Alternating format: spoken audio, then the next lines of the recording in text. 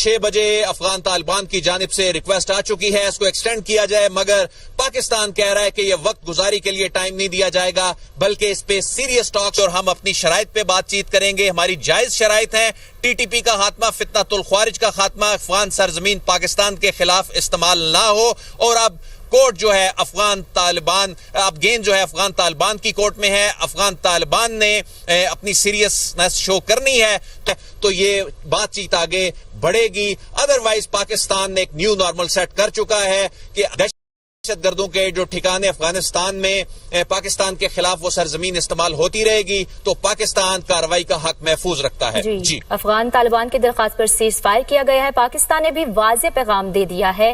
Bureau chief Islamabad Adeel Waraich update करे थे, बहुत शुक्रिया आपका। पाक अफगान सीज फायर आज शाम 6 बजे खत्म होगा। दोहा में पाक अफगान हुकाम के दरमियान आज अहम मुज़ाकरात मुतवक्की हैं। 15 अक्टूबर शाम 6 बजे से 48 घंटे के लिए अफगान तालिबान की दरखास्त पर सीज फायर किया गया। 15 अक्टूबर तक अफगान तालिबान और फितनतुल ख्वारिज के 250 से ज्यादा दहशतगर्द हलाक हो चुके हैं।